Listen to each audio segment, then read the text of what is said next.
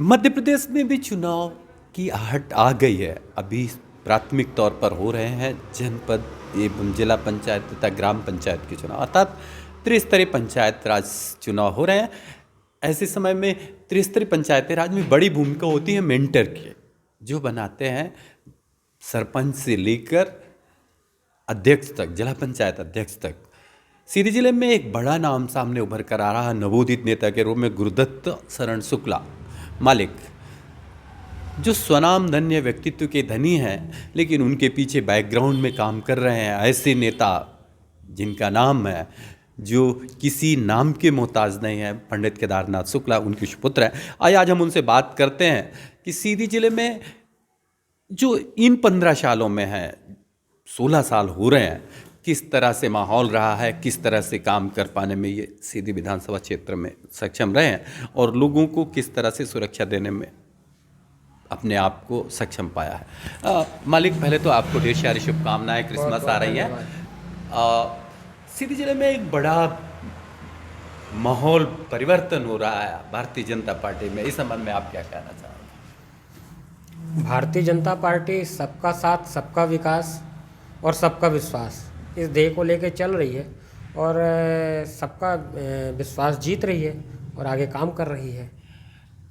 आप अपने पड़ोसी जिलों में देखें, आप जहाँ एक और सिंगरौली में है, वहाँ मेडिकल कॉलेज भी मिल रहा है, शहडोल को मेडिकल कॉलेज, यूनिवर्सिटी, विभिन्न तरह की बातें मिल रहे हैं, लेकिन आपका सीधी जिला काफ़ी पुराना जिला है, लेकिन यहाँ पर क्या मिला? आप क्या कहना चाहेंगे इस संबंध में? क्या आपको लगता है कि यहाँ पर इसकी उपेक्षा हुई है?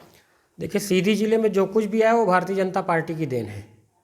चाहे वो पॉलिटेक्निक कॉलेज हो, चाहे ITI हो, चाहे नर्सिंग कॉलेज हो, इंजीनियरिंग कॉलेज की घोषणा माननीय मुख्यमंत्री जी ने की है। अभी हमने कृषि महाविद्यालय की मांग की है। तो जो रोडों का जाल है, जो और भी विभिन्न जो योजनाएं, वो भारतीय जनता पार्टी की ही देन है। तो इसको हम ये इस तरफ सकारात्मक अगर नज़रिए से देखें तो जब से भारतीय जनता पार्टी आई है तब से सीधी जिले का जो विकास हो वो आप लोगों से छिपा हुआ नहीं है और आप लोग भी इस बात को मानते और जानते हैं कि भारतीय जनता पार्टी के आने के बाद ही यहाँ विकास हुआ है। इसके पहले जो विकास था वो आप भी जानते हैं। सीधी जिले में उस पैमाने पर विकास नहीं हो, जैसे मैं कहूँ आपको कि मेडिकल फैसिलिटीज़ के बारे में जो बात करें हम, तो जैसे महाविद्यालय हो रहे हैं, तो यहाँ पर न हो पाना, इस संबंध में आप मेडिकल कॉलेज के ना हो पाने की वजह क्या कहेंगे? और बड़े जो काम हो रहे हैं, जैसे यूनिवर्सिटी सीधी इंटाइटल था, सीधी में ना हो कि शहडोल में हो रहा, तो आप इस संबंध में क्या कहना चाहेंगे? अब वो तो सीधी क्यों, उस समय शहडोल में जो यूनिवर्सिटी हुआ वो सीधी में क्यों नहीं हो पाया जनजातीय विश्वविद्यालय, इस बात को आप सब जानते हैं, पूरा सीधी जानता है। और उन लोगों की हमेशा से मंशा रही है कि सीधी जिला शिक्षा के क्षेत्र में पीछे रहे, हमेशा से मंशा रही है कि सीधी जिला विकास के क्षेत्र में पीछे रहे। नहीं तो जिन जिन पदों पर लोग रहे हैं, तो क्या एक रेल नहीं आ सकती थी, एक विश्वविद्यालय नहीं दे सकते थे? दे सकते थे, उन्हीं को देना था, उन्हीं को करना था, लेकिन उनकी मंशा नहीं थी कि सीधी में आए, इसलिए नहीं दिया उन्होंने। हाँ, आज भारतीय जनता पार्टी की मंशा है करने की, तो हम कर रहे हैं। अब कोई विकास सतत प्रक्रिया है, एक साथ तो हो नहीं सकता, लगातार प्रयास जारी है। जनता में बड़ा माहौल है कि भारतीय जनता पार्टी में यहाँ 4 ध्रुव हैं, चारों एक न होने के कारण यहाँ सीधी जिले का नुकसान हो रहा है। इस संबंध में आप क्या कहना चाहेंगे? देखिए, ग्रुपबाजी तो ये तो सामान्य बातें हर जगह होती हैं। आप मीडिया में आपके साथ भी अभी 2-3 लोग आए हैं, कोई 2-3 लोग अलग आते हैं, तो इसको ग्रुपबाजी नहीं, ये तो अपना अपना काम करने का तरीका है।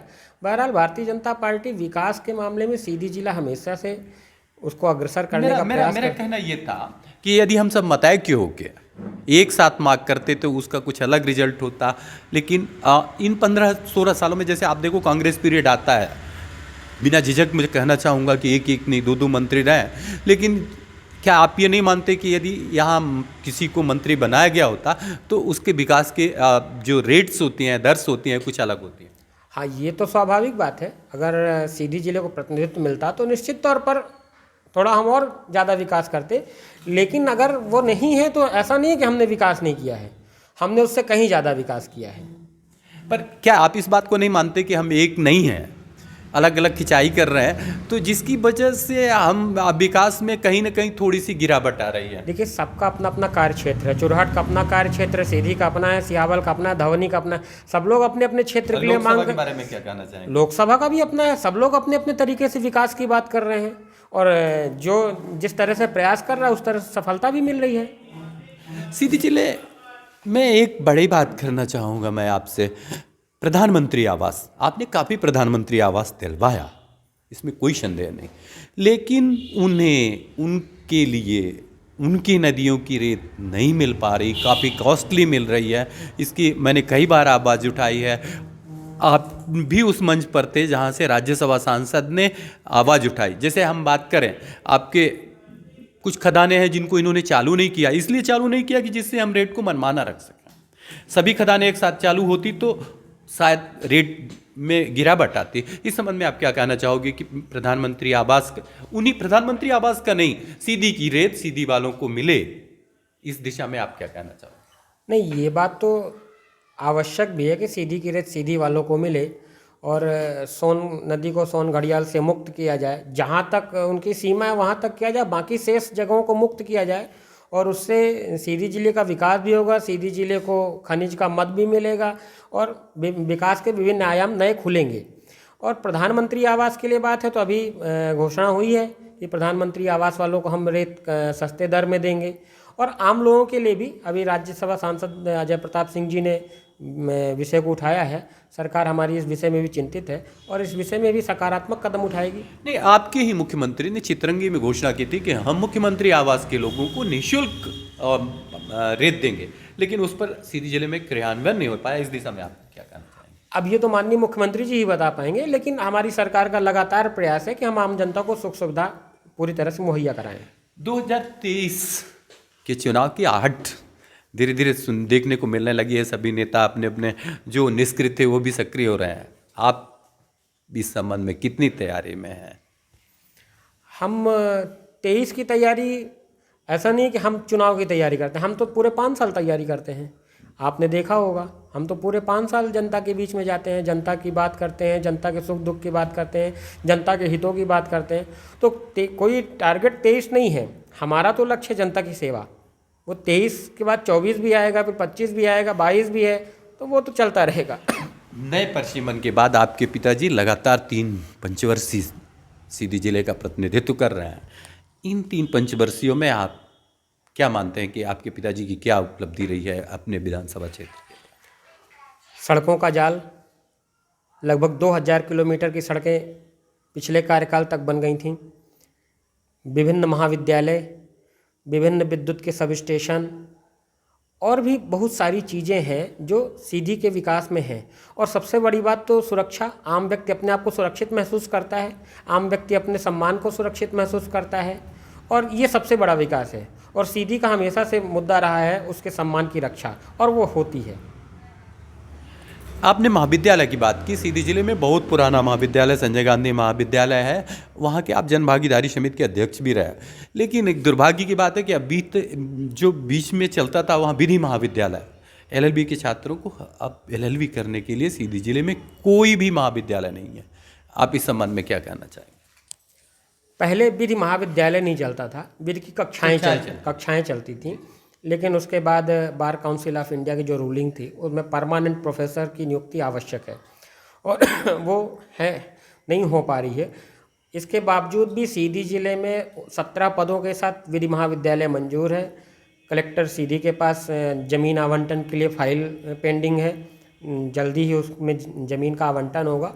और जैसे ही PSC के थ्रू बहुत सारे नए प्रोफेसर्स भर्ती हुए हैं कुछ विधि के क्षेत्र में, और कुछ हमारे मित्र भी हैं, हमने उनसे भी आग्रह किया है कि आप हमारे सीधी जिले में आइए, वो भी तैयार हैं। और हमारा प्रयास है कि जल्दी ही विधि की महाविद्यालय की शुरुआत होगी।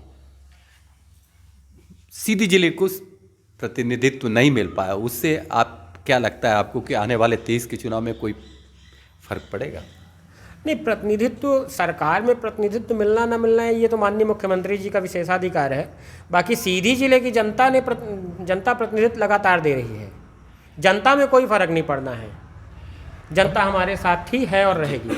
लोगों में अब बड़ा चर्चा का विषय है कि आने वाले 2023 में आप भारतीय जनता पार्टी के कैंडिडेट हो सकते हैं, इस संबंध में आप क्या कहना चाहेंगे? अब ये तो पार्टी का विषय है, पार्टी तय करेगी और जनता तय करेगी। जनता अगर चाहेगी तो हो सकता है। आपकी कितनी तैयारियाँ? मैंने कहा ना, हमारी तैयारी तो पूरे 5 साल होती है। आप बताइए 5 साल में कोई एक दिन हो जब हम बैठे हों, हम कहीं ना कहीं हमेशा जाते हैं। आप अपनी जनता से क्या कहना चाहेंगे? जनता हमारी ही है और हम जनता के हैं। तेरा तुझको अर्पण क्या लागे मेरा। Okay, thank you. तो आप सुन रहे थे गुरुदत्त शरण शुक्ला को। उनके मन में ये टीस तो है कि शासन सत्ता में जगह मिलने से, प्रतिनिधित्व मिलने से निश्चित रूप से विकास की दर बढ़ जाती है, लेकिन इस न मिलने के बावजूद भी इन्होंने काफ़ी प्रयास किया है। यहाँ पर पॉलिटेक्निक कॉलेज, ITI कॉलेज, यही नहीं नर्सिंग कॉलेज की भी इन्होंने कोशिश की है और नर्सिंग कॉलेज की कक्षाएं चल रही हैं। इनका कहना है कि भले ही हमें सत्ता में स्थान ना मिला हो, लेकिन उनके पिताजी ने यहाँ पर काफ़ी प्रयास किया है। आने वाले समय में यदि पार्टी चाहेगी तो निश्चित रूप से वो सीधी जिले में, सीधी विधानसभा क्षेत्र से ताल ठोकेंगे, जहां लगातार उनके पिताजी जब से सीधी विधानसभा क्षेत्र का नया परिसीमन हुआ है, यहां पर प्रतिनिधित्व करते आए हैं। आगे आने वाले समय में आइए देखते हैं कि वो अपनी प्रयास पर कितने खरे उतरते हैं।